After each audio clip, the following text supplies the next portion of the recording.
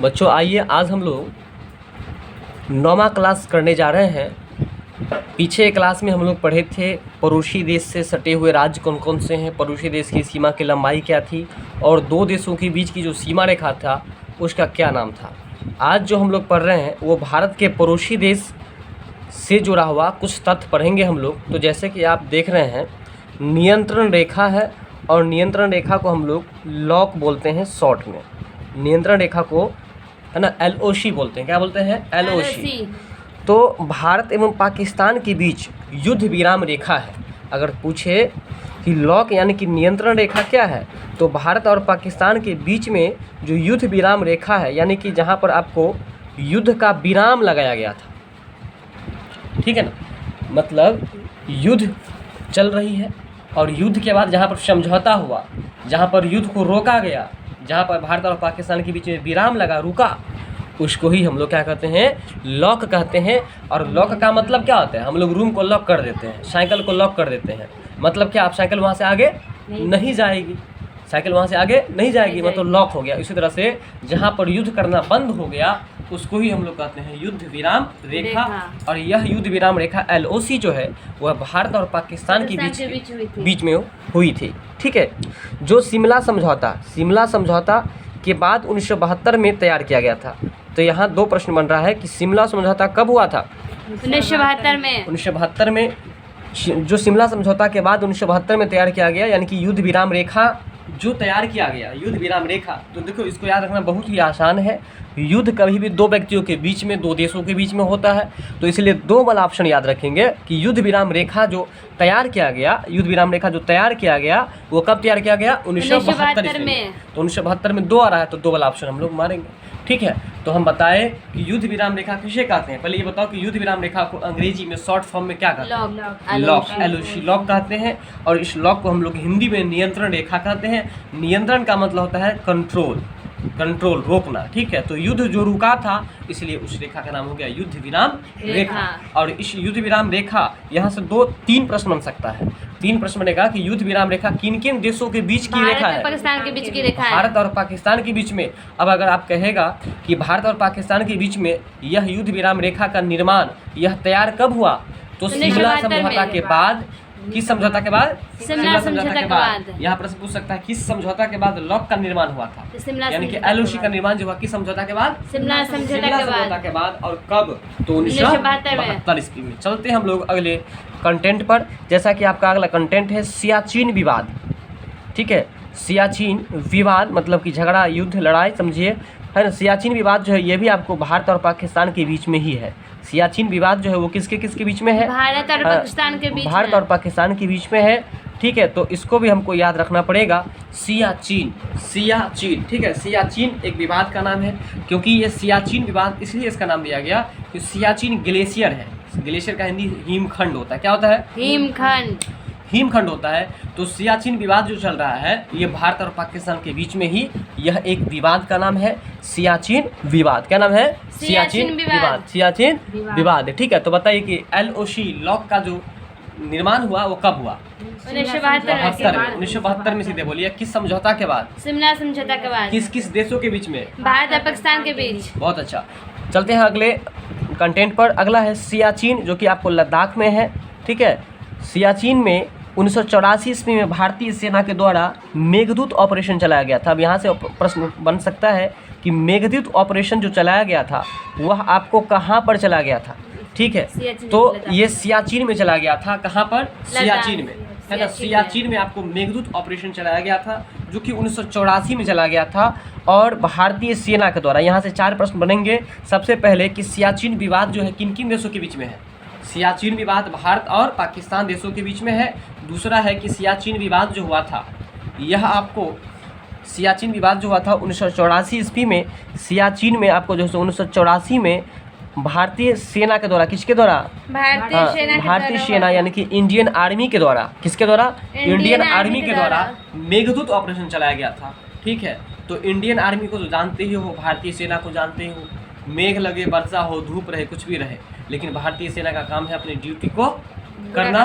तो याद रखिए कि यहाँ पर मेघदूत ऑपरेशन किसने चलाया था? भारतीय सेना के द्वारा यानी कि इंडियन आर्मी के द्वारा।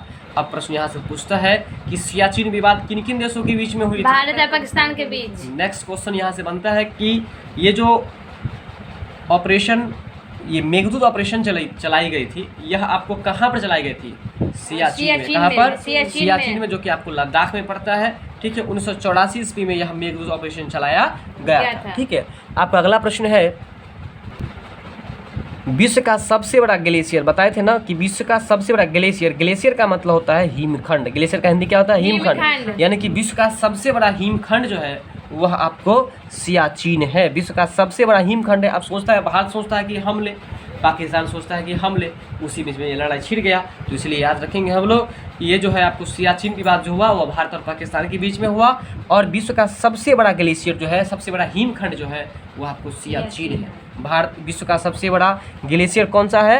तो सियाचिन। विश्व का सबसे बड़ा ग्लेशियर आपको सियाचिन है। अगला है काला पानी विवाद। अब जानते हैं हम लोग कि काला पानी विवाद क्यों हुआ था और किन किन देशों के बीच में हुआ था। तो देखिए, काला पानी विवाद जो हुआ था भारत और नेपाल के बीच में, ये भी याद रखना बिल्कुल आसान है। देखिए, काला और गोरा, ये कहानी आप लोगों को पहले से पता होगा। अंग्रेज अपने आप को गोरा कहते थे और भारतवासियों को क्या कहते थे? काला कहते थे। इसलिए अंग्रेज ने भारतीयों के लिए एक कानून बनाया था जिसका नाम था आपको काला कानून, जिसे हम लोग रॉलेट एक्ट भी कहते हैं, जो कि 1919 में लागू हुई थी।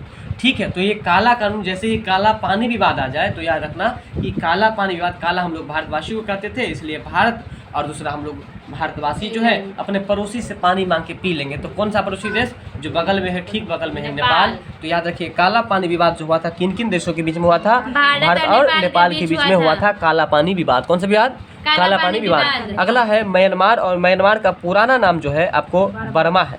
देखिए, किसी के माई जो किसी को मारेगा तो बच्चा बोलेगा कि हमको बर मारलक, हमरा क्या बोलेगा? बर मारलक। तो बर मारलक यानी कि बर्मा, बर मारलक माने कि बर्मा, है ना। तो याद रखना कि बहुत मारा यानी कि बहुत ही मारा, तो इसलिए म्यांमार का पुराना नाम क्या है? बर्मा। म्यांमार का पुराना नाम क्या है? बर्मा। ठीक है, बर मारलक यानी कि म्यांमार का पुराना नाम क्या है? तो बर्मा। क्या है? बर्मा। अगर पूछेगा कि अभी देखो, जितने भी देश के बारे में हम लोग पढ़ रहे हैं, अभी म्यांमार के बारे में पढ़ रहे, बांग्लादेश, पाकिस्तान, चीन, भूटान, नेपाल, ये सब क्या है? भारत का क्या है? पड़ोसी देश। तो बताइए, भारत के कितने पड़ोसी देश हैं? 9 है। कितने पड़ोसी देश हैं? उसमें से स्थलीय सीमा से जुड़े हुए कितने देश हैं? 7, और जलीय सीमा से 2 है। ठीक है, और स्थलीय सीमा से कौन कौन से देश जुड़े हुए हैं? तो सबसे पहले बांग्लादेश, इसके बाद चीन, इसके बाद पाकिस्तान, इसके बाद है आपको म्यांमार, इसके बाद है आपको भूटान, नेपाल और अफगानिस्तान। ये आपको स्थलीय सीमा से जुड़ा हुआ देश है, जिसमें कि सबसे बड़ी सीमा बांग्लादेश की और सबसे छोटी सीमा जो है वह अफगानिस्तान की। सबसे बड़ी सीमा जो कि 4096 किलोमीटर, 4096.7 किलोमीटर, और सबसे छोटी सीमा जो कि आपको अफगानिस्तान की है 106 किलोमीटर। ठीक है, आइए फिर से आते हैं अपने टॉपिक पर। तो म्यांमार का पुराना नाम क्या है? बर्मा। म्यांमार का पुराना नाम क्या है? बर्मा है। फिर है कि भारत सरकार अधिनियम, कौन सा अधिनियम? भारत सरकार अधिनियम। भारत सरकार अधिनियम 1935 के द्वारा 1937 ईस्वी में बर्मा को भारत से अलग कर दिया गया। अब देखिए, यहाँ पर प्रश्न उठ गया कि बर्मा को भारत से कब अलग कर दिया गया? तो बर्मा को भारत से 1937 ईस्वी में अलग कर दिया गया। ठीक है, यानी कि भारत सरकार का एक अधिनियम बना, एक्ट बना, और वो बना आपको 1935 ईस्वी में। 1935 ईस्वी का अधिनियम जो कि 1937 में आके बरस गया, किस पर बरस गया? बेचारा भारत पर। और बर्मा को भारत से अलग कर दिया गया, है ना। बर्मा और भारत ने फुटका दिया, दोनों को अलग करा दिया। तो बर्मा को भारत से कब अलग करा दिया गया? बताओ, 1937 में। और यह अधिनियम कौन सा था? तो भारतीय अधिनियम 1935, भारत की अधिनियम 1935, यानी कि भारत सरकार अधिनियम 1935 जो है बेचारा बर्मा को भारत से अलग कर दिया। बर्मा को भारत से अलग कर दिया। कब कर दिया गया? 1937 ईस्वी में, जबकि यह अधिनियम कब बना था? 1935 ईस्वी में। ठीक है, तो बताइए कि म्यांमार का पुराना नाम क्या है? बर्मा। म्यांमार का पुराना नाम बर्मा है। आपका अगला प्रश्न है, मांडले जेल, है ना, जो कि म्यांमार में है। मांडले जेल में बाल गंगाधर तिलक, जिसको शॉर्ट में हम लोग अंग्रेजी में बीजी तिलक भी बोल सकते हैं, गीता रहस्य नामक पुस्तक की रचना की। अब यहाँ पर सबसे पहले एक प्रश्न बना है यहाँ पर कि गीता रहस्य नामक पुस्तक की जो रचना की गई है वो किन के द्वारा? गीता रहस्य। देखो, सीधे अगर गीता दे दे तो गीता है तो रविन्द्रनाथ टैगोर। ध्यान रखना, जब गीता की रचना किसने किया तो रविन्द्रनाथ टैगोर। और भागवत गीता अगर दे दे तो महर्षि वेद व्यास। भागवत गीता की रचना किसने किया? महर्षि वेद व्यास। और सीधे गीता अगर दे दे तो रविन्द्रनाथ टैगोर। गीतांजलि रहे तो रविन्द्रनाथ टैगोर। लेकिन गीता रहस्य लगा दे गीता रहस्य लगा दे तो देखो गीता रहस्य को याद कर लो रगर घोष, और रगर घोष कौन करेगा? बाल बच्चा समझना। इसलिए गीता रहस्य जब पूछ दे कि गीता रहस्य किसने लिखा? बाल गंगाधर तिलक, जिसको शॉर्ट में हम लोग बीजी तिलक कहते हैं। क्या कहते हैं? बीजी बीजी तिलक। तिलक। और एक और प्रश्न यहाँ से बनता है कि मांडले झील में बाल गंगाधर तिलक ने गीता रहस्य नामक पुस्तक की रचना किया, यानी कि बाल गंगाधर तिलक ने गीता रहस्य की रचना किस जेल में किया था? मांडले जेल में। और वो मांडले जेल मोय से है आपको म्यांमार में। कहाँ पर है? म्यांमार में है। मांडले जेल जो है वो आपको म्यांमार में है, और उसी जेल में बाल गंगाधर तिलक जी गीता रहस्य नामक पुस्तक की रचना किए थे। तो बताइए गीता की रचना किसने किया? भागवत गीता, वेद व्यास। और गीतांजलि की रविन्द्रनाथ टैगोर। ठीक है, अब बताइए गीता रहस्य की रचना किसने किया? बाल गंगाधर तिलक। तो बताइए कि किस जेल में किया था? मांडले जेल में। कहाँ पर किया था? जेल में किया था, और उस जेल का नाम था तुमको मांडले जेल। क्या नाम था? मांडले जेल था। और ये मांडले जेल कहाँ पर है? किस देश में है? म्यांमार में। कहाँ पर है? म्यांमार में है। अगला है आपका रंगून। ठीक है, और इसी रंगून में बहादुर शाह जफर को भी भेजा गया था, और प्रश्न अभी आपका वही है। रंगून को वर्तमान में हम लोग यांगून कहते हैं। पहला पॉइंट ये याद रखिएगा, रंगून को वर्तमान में क्या कहने लगे हैं? यांगून कहने लगे हैं। और ये जो रंगून है म्यांमार का बड़ा शहर है। याद रखिएगा, रंगून जो है एक शहर का नाम है, जो कि किस देश के शहर का नाम है? म्यांमार। म्यांमार देश के आपको सबसे बड़े टाउन का नाम, सबसे बड़े शहर का नाम है आपको रंगून। और इस रंगून को हम लोग वर्तमान में यांगून कहते हैं। और इसी रंगून शहर में बहादुर शाह जफर की कब्र भी अवस्थित है। बहादुर शाह जफर जो है बेचारा, इसको ये डर से जो है ना, इसको यहाँ से हटा दिया गया था, भगा दिया गया था बहादुर शाह जफर को। ठीक है, कहाँ पर भेज दिया गया था? यांगून में भेज दिया था, यानी कि रंगून ने भेज दिया था। और रंगून क्या है? रंगून एक शहर है, और किस देश का शहर है? म्यांमार का शहर है। और म्यांमार का यह सबसे बड़ा शहर है, जिसको वर्तमान में हम लोग यांगून कहते हैं। और यहाँ से एक और प्रश्न बनता है कि बहादुर शाह जफर का कब्र यानी कि टॉम्ब, मकबरा कहाँ पर है?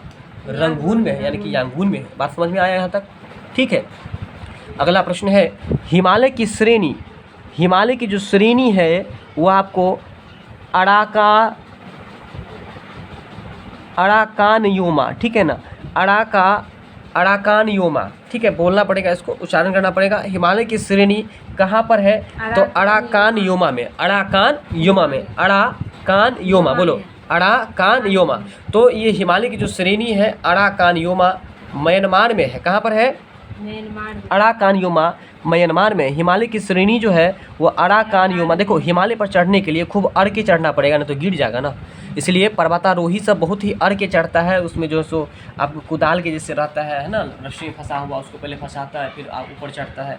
ठीक है, और उसमें क्या है, तो कान सब में भी एयरफोन सब लगा हुआ रहता है, क्योंकि उसमें तो ज़्यादा मोबाइल तो पकड़ नहीं सकता किसी से बात करने के लिए, है कि नहीं। तो हिमालय की श्रेणी कहाँ पर है? अराकानयोमा में है। और अराकानयोमा कहाँ पर है? तो म्यांमार में। ठीक है, तो बताओ म्यांमार जो है भारत के पड़ोसी देश है कि नहीं है? बिल्कुल है। क्या है? बिल्कुल है। म्यांमार जो है भारत के पड़ोसी देश है। हम लोग जितने भी देश के नाम पढ़ेंगे इसमें, वो सब भारत के पड़ोसी देश ही होंगे। ठीक है, तो बताओ म्यांमार का नया नाम क्या है?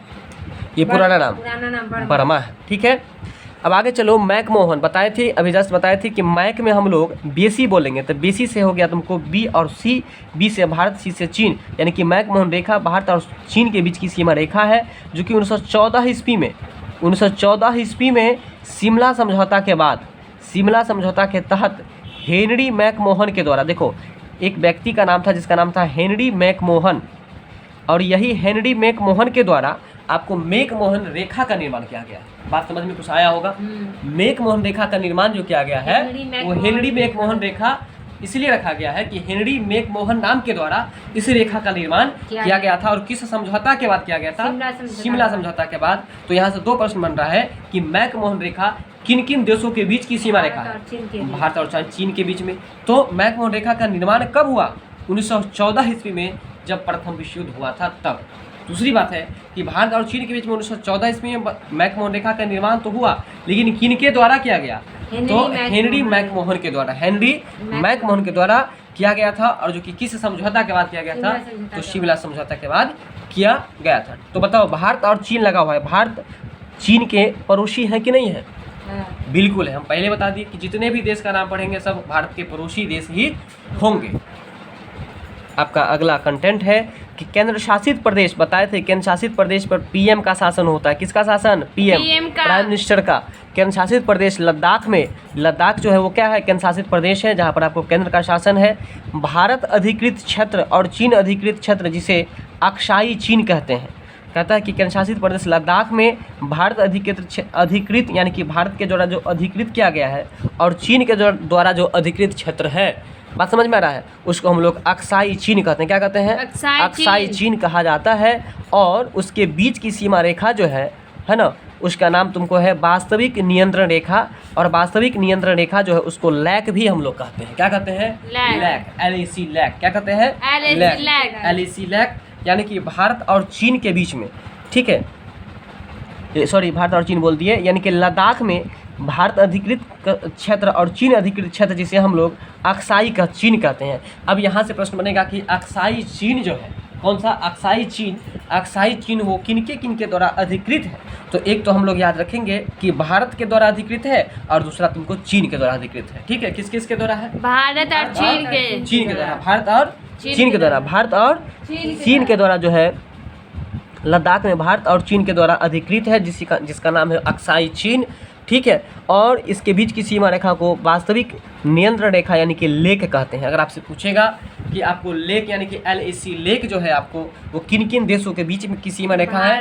भारत और चीन के द्वारा। देखो, भारत के द्वारा, भारत और चीन के बीच की रेखा नहीं है, भारत द्वारा जो अधिकृत क्षेत्र है और चीन के द्वारा जो अधिकृत क्षेत्र है, उस अधिकृत क्षेत्र पर आपको जो है सो उसका नाम आपको क्या दिया गया है? अक्साई चीन कहते हैं उसको। और उस अक्साई चीन वो जो आपको बीच की सीमा रेखा है, उसके बीच की सीमा रेखा का नाम वास्तविक नियंत्रण रेखा यानी कि LAC लेक है। क्या है? LAC lake. आगे है आपको डोकलाम। क्या लिखा हुआ है? डोकलाम। डोकलाम जो है आपको चीन और भूटान के बीच एक विवादित क्षेत्र है। अब देख लीजिए, डोकलाम जो है एक विवादित क्षेत्र है, यानी कि झगड़ा वाला क्षेत्र है। होता है ना कोई ज़मीन, यह ज़मीन मेरा है, तो वो कहता है कि यह ज़मीन मेरा है, मतलब विवादित क्षेत्र है। इसी तरह से डोकलाम जो है यह आपको चीन और भूटान के बीच का एक विवादित क्षेत्र है। ठीक है, किसके बीच का? डोकलाम चीन और, है ना, चीन और भूटान के बीच का, चीन और भूटान के बीच का जो क्षेत्र है डोकलाम, यह एक विवादित क्षेत्र है। ठीक है, अब देखो डोकलाम को याद कर लो तुम। डो को हम लोग अंग्रेजी में क्या लिखेंगे? DO, डो लिखेंगे। और DO को हम दो भी लिख सकते हैं ना, तो ऐसा सोच लो, डोकलाम है तो डोकलाम से याद रख लो आम। और जब 2 को आम तुमको मिलेगा तो तुम बेसी खाओगे ना, जब 2 को आम मिलेगा तो बेसी खाओगे, इसलिए डोकलाम यानी कि 2 को आम मिलेगा तो बेसी खा लेंगे, 2 रोटी ज़्यादा बेसी खा लेंगे, तो बेसी से हो गया तुमको, B से भारत और C से चीन। लेकिन यहाँ भारत चीन नहीं है, ये आपको B से भूटान याद रखना है और C से चीन याद रखना है ना। भूटान और चीन के बीच का ये विवादित क्षेत्र है। तो बताओ, चीन और भारत के बीच का जो विवादित क्षेत्र है उसका क्या नाम है? डोकलाम। क्या नाम है? डोकलाम। चीन और भूटान के बीच का विवादित क्षेत्र है, जो कि सिक्किम के पास चीन की चुम्बी घाटी और भूटान के हा घाटी के बीच में स्थित है। ठीक है, ये प्रश्न कुछ नया है, हालांकि इसको छोड़ना नहीं है, इसको लेकर के चलना है। तो डोकलाम जो है सो सबसे पहले हम लोग डोकलाम के बारे में पुनः एक बार जानेंगे। यह एक विवादित क्षेत्र है जो कि चीन और भूटान के बीच का एक विवादित क्षेत्र है। और यह डोकलाम है कहाँ पर? तो यह आपको सिक्किम के पास में। डोकलाम कहाँ पर है? सिक्किम के पास में है। चुम्बी घाटी और भूटान की जो हा घाटी है उसके बीच में अवस्थित है। ठीक है, चुम्बी घाटी और भूटान की हा घाटी के बीच में स्थित है चुम्बी घाटी। और वो चुम्बी घाटी कहाँ की? चीन की। देखो, चीन चौसे चुम्बी, तो इसलिए चीन की चुम्बी घाटी और भूटान की हा घाटी। भूटान की हा घाटी, चीन की चुम्बी घाटी और भूटान की हा घाटी के बीच में अवस्थित है। क्या चीज अवस्थित है? डोकलाम। क्या चीज अवस्थित है? डोकलाम। कहाँ पर है डोकलाम? सिक्किम के पास। और सिक्किम के पास तो है, लेकिन यहाँ फिर प्रश्न बनता है कि सिक्किम के पास जो है वो किन घाटी के बीच में है? तो चीन का चुम्बी घाटी और भूटान का हा घाटी, भूटान का हा घाटी के बीच में अवस्थित है। आपका अगला कंटेंट है भारत भूटान के बीच में शांति एवं मित्रता। भारत भूटान के बीच में शांति एवं मित्रता संधि 8 अगस्त 1949 को दार्जिलिंग में हुआ था।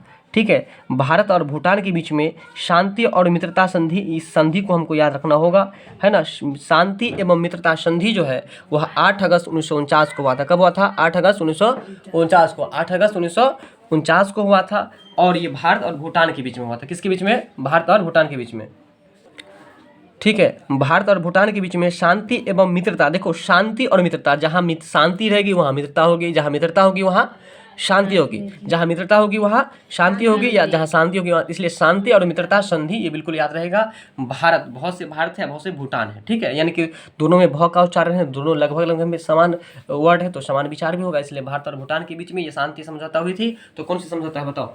शांति एवं मित्रता संधि। शांति और मित्रता संधि जो हुई थी वो कहाँ पर हुई थी? भारत और पाकिस्तान। बिल्कुल, मित्रता जो है आपको दार्जिलिंग में, है ना, मित्रता, शांति और मित्रता संधि जो हुई थी आपको वो दार्जिलिंग में हुई थी, और 8 अगस्त 1949 ईस्वी को, 8 अगस्त 1949 ईस्वी को जो है सो आपको शांति और मित्रता की संधि हुई थी। किन के बीच में हुई थी? भारत और पाकिस्तान, भूटान, भारत और भूटान के बीच में, ठीक है।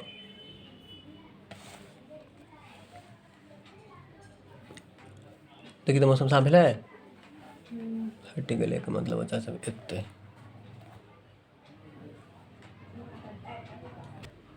आगे है डुरंड रेखा। तो देखो डुरंड रेखा के बारे में बताते हैं। डुरंड रेखा जो है वो भारत और पाकिस्तान के बीच में पहले बता दिए थे, है ना, और डुरंड रेखा इससे पहले जो भी हम लोग पढ़े थे वो डुरंड रेखा पाक अधिकृत कश्मीर और अफगानिस्तान के बीच में था। तो वही पाक और अफगानिस्तान है ना, तो कभी कभी इसका आंसर बता दिए थे कि पाकिस्तान और अफगानिस्तान होगा, ठीक है। तो डुरंड रेखा भारत और अफगानिस्तान के बीच में 1896 ईस्वी में सर डुरंड के द्वारा, किसके द्वारा? सर डुरंड के द्वारा इस डुरंड रेखा का निर्माण हुआ था, ठीक है। डुरंड रेखा का जो निर्माण हुआ किसके द्वारा? सर डुरंड रेखा के द्वारा। सर डुरंड व्यक्ति थे, उनके द्वारा 1896 ईस्वी में, कब? 1896 ईस्वी में भारत और पाकिस्तान के बीच में यह रेखा का निर्धारण किया गया था। और वर्तमान में यह रेखा जो है वो अफगानिस्तान और पाकिस्तान के बीच में है। क्या याद रखेंगे? वर्तमान में यह रेखा जो है अफगानिस्तान और पाकिस्तान के बीच में, यह रेखा किसके किसके बीच में है? अफगानिस्तान और पाकिस्तान के बीच में है। अगला है त्रिपुरा। त्रिपुरा के नाम से ही स्पष्ट है, त्रिपुरा यानी कि 3 गो तरफ से घिरा हुआ क्षेत्र। तो 3 तरफ से घिरा हुआ क्षेत्र कौन सा है? 3 तरफ से बांग्लादेश से घिरा हुआ है, यानी कि त्रिपुरा क्षेत्र जो है वो बांग्लादेश से घिरा हुआ है और 3 तरफ से घिरा हुआ। त्रिपुरा 3 तरफ से घिरा हुआ है, एक तरफ से नहीं घिरा हुआ है, लेकिन 3 तरफ से जो घिरा हुआ है वो किस देश से घिरा हुआ है? बांग्लादेश से घिरा हुआ है, इसलिए उसका नाम है त्रिपुरा। बताओ त्रिपुरा की राजधानी कहाँ है? अगरतला। अब आपका अगला कंटेंट है कि भारत और बांग्लादेश के बीच की सीमा रेखा को हम लोग क्या कहते हैं? देखो भारत और बांग्लादेश, यहाँ पर है भारत और बांग्लादेश, ठीक है ना। भारत और बांग्लादेश के बीच की सीमा रेखा जो है वो आपको, उसको हम लोग शून्य रेखा कहेंगे। भारत और बांग्लादेश, देखो बताते हैं, बी से भारत और पी से पाकिस्तान हो जाएगा, लेकिन यहाँ पर बी याद रखेंगे, बी, ठीक है, यानी कि बी। कहने का मतलब ये है कि कोई व्यक्ति है, मान के चलो कोई व्यक्ति है, वो जो है तुमको जब तक बीबी उसको नहीं था तब तक वो पैसा उसका बचा लेता था। जैसे ही बीबी हो गया तो उसका पैसा शून्य होने लगा, यानी कि क्या होने लगा? पैसा खर्च होने लगा, 0 रुपया बचा पाता है बेचारा, कुछ नहीं बचा पाता है। इसलिए याद रखो कि बीबी यानी कि बी से भारत और बी से बांग्लादेश, और बांग्लादेश और भारत के बीच की जो सीमा रेखा उसको क्या कहेंगे? शून्य रेखा कहेंगे, ठीक है। बात समझ में आ गया होगा। अगला है न्यू मूर द्वीप, तीस्ता नदी जिसको टिस्टा बोला जाता है, न्यू मूरद्वीप जो कि बंगाल की खाड़ी में है ना। तीस्ता नदी विवाद और फरक्का बैराज विवाद ये भारत और बांग्लादेश के बीच में है, ठीक है। ये तीन चीज़ याद रखना, न्यू मूरद्वीप, तीस्ता नदी विवाद और फरक्का बैराज विवाद। फरक्का बैराज विवाद बताओ क्या सब है?